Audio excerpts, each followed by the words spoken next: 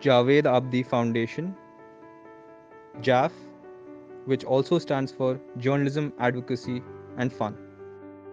Please subscribe to the channel, press the bell icon, like, comment, and share.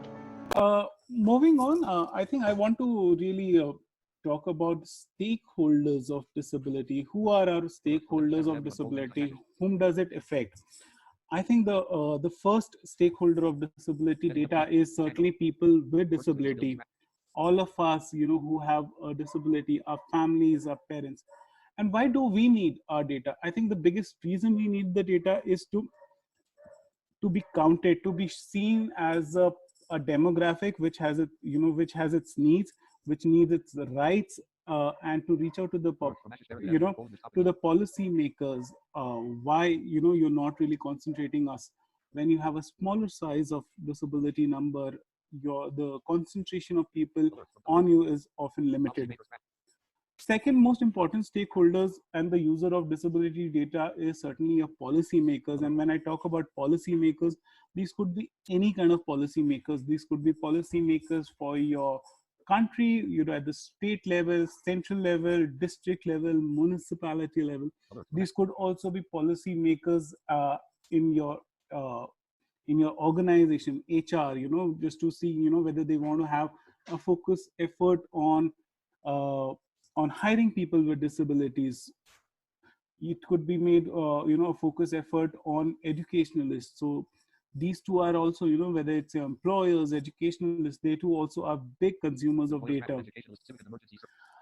These are Data is also very important for civic and emergency services. So for look at a local level, uh, for data on disaster management. Today we are going through a pandemic ourselves, uh, and the organize, the government wants to send out relief packages, but then in many cases they don't even know where people with disabilities are staying. They do not have the right kind of a data, and hence the relief measures for people with disability is impacted.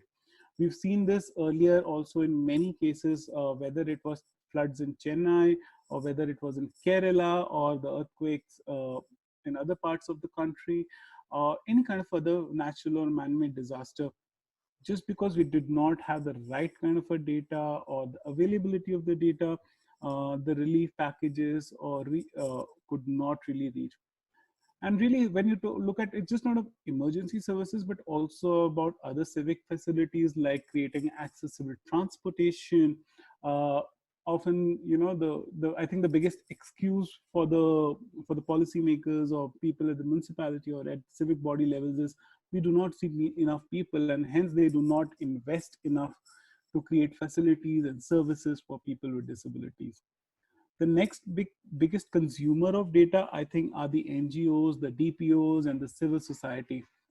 I think they play a very important role as far as service delivery is concerned, understanding what are the gaps are, what are the challenges in the system, and they often use this data and also contribute in building some of these data to to take corrective actions, take measures, uh, and really you know build strategies, policies, or schemes for for different stakeholders. So these are some of the stakeholders. Of course, there are many more stakeholders like academicians who kind of often study on disability. There are healthcare professionals to understand the service delivery that we need to kind of keep prepared, from a health perspective, and many more. You look at a stakeholder, they all kind of need this information in some form or the other. A lot of strategies are based on this. Uh, I come next to the point on the importance of data. Why is it really important?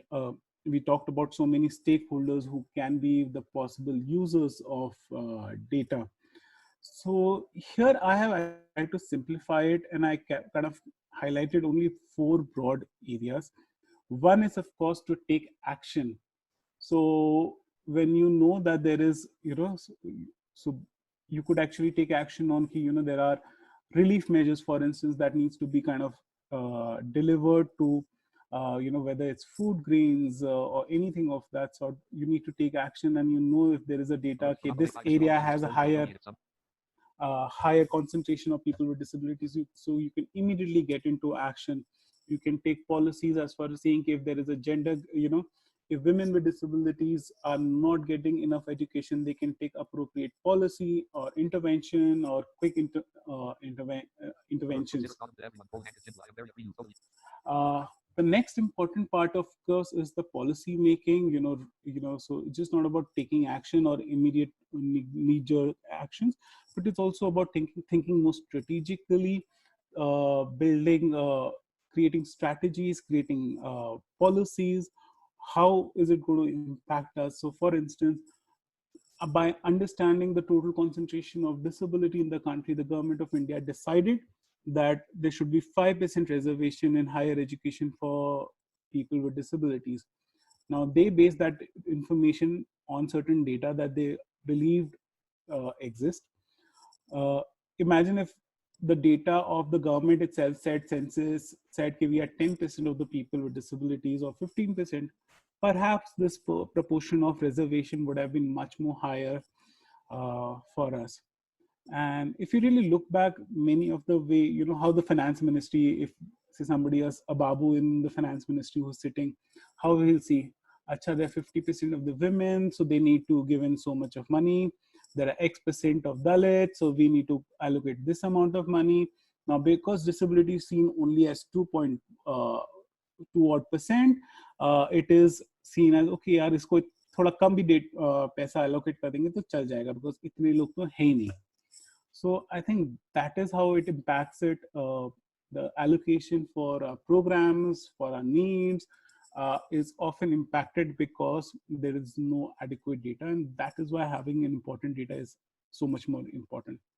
Data is also very important to measure the success or failures and of a program. So if government, for instance, is trying to uh, do a certain policy or an action, or an NGO is doing, okay, I'm trying to give loans, or so just to see how effective has there been, has it to see how successful or how well your program has performed. So I think that is an important area for data, and that is why it is important. And another most important reason for which I feel data is really, really important is advocacy. I think advocacy with the government, advocacy with the private sector, when you have data and when you reach out, so you could always say to a private sector player saying, okay, you know what, sir, please make your app accessible because there are people with disability. But he or she may not look into that. They may not take you very seriously. But the moment you say that, sir, there are 15% of population which has disability, 200 million, 1 in 7 person who has a disability, and you are losing out on a market, I think then he'll take you much more seriously. And this holds true for any argument, any kind of advocacy. The moment you go to the government, if you go only with the request, they may not give you more enough attention. But the moment you show startling data, I think that is when they wake up to this and they take more action. So here I have, I had an example of Narega, for instance, why, when we talked about data and the discrepancies and, how it really affects the policy making. Now, as we know, you all have been, kind of given a session on RPWDA. Ideally, there should be 5% reservation in all poverty alleviation schemes. So Narega is also one such scheme. So ideally, there should be 5% reservation for people with disability. But as of now, the way things are, we only have 3% reservation, right, for people with disability. But if you go a little more deeper and you understand how the performance has been, the data is 0.59%. Only 0.59% of the jobs have been performed by people with disabilities. And I'm not even getting into the fact of miscounting and all. These are reported numbers of people with disability. So just imagine, it should have been 5%, and we are at 0.59%. We are at 90%, below, expected performance. Clearly, a lot needs to be done by the government in this space. JAF is a youth led initiative. We deeply appreciate the support of all our interns and volunteers. Thank you. You can follow us on Facebook at Javed Abdi Foundation, and you can tweet us at Rishad Shimmer.